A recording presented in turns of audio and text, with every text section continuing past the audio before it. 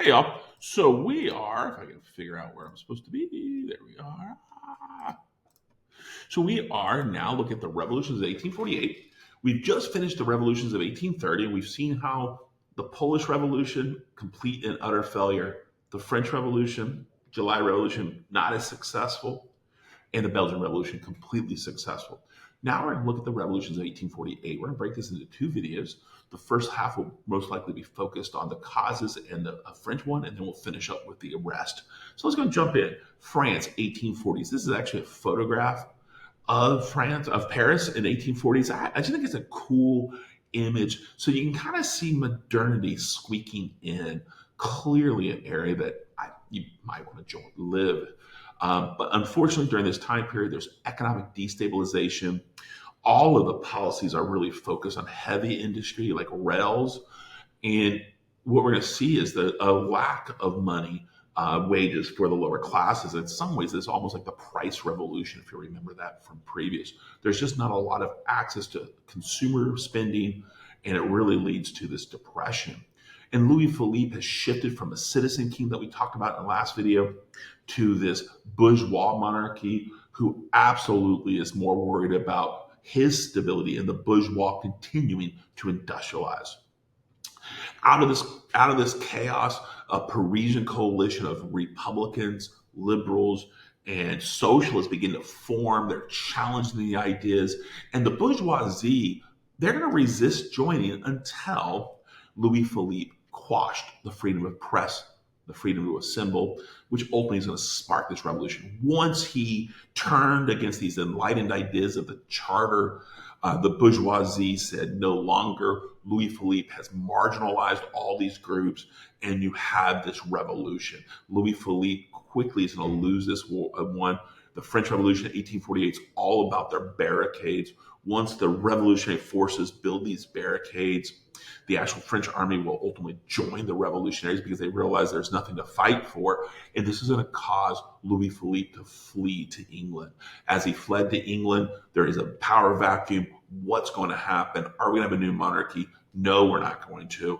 Once the king's overthrown, this revolutionary coalition schismed. We begin to see the bourgeois begin to conspire with the aristocrats again. We begin to see the liberals turn against socialists because it's far too radical. And this when all of this chaos. And here I do have a sense of romanticism for Louis Blanc. I definitely probably over romanticize him.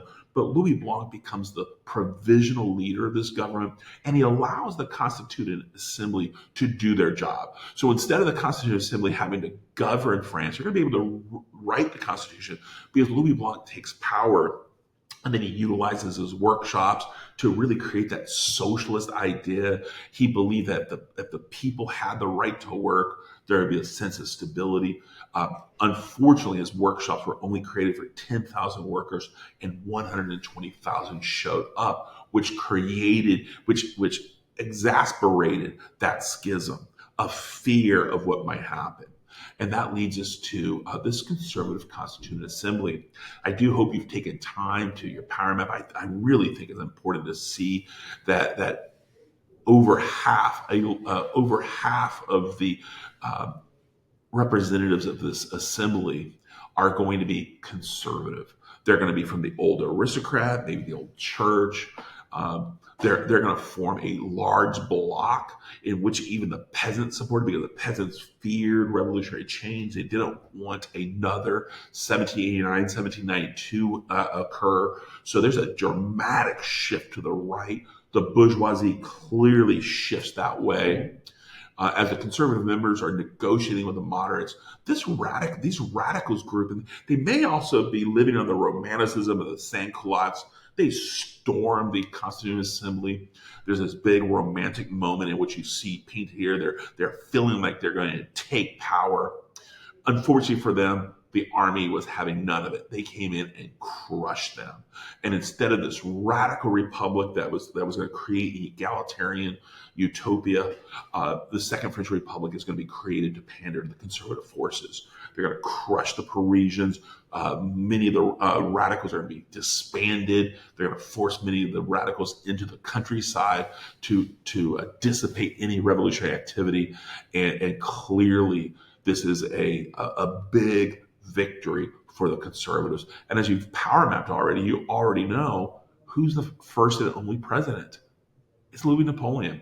Louis Napoleon, a great nephew of Napoleon, he's going to use his name in mass politics, and he becomes a modern demagogue. And we're going to see how that plays out as we move in. I want to pause here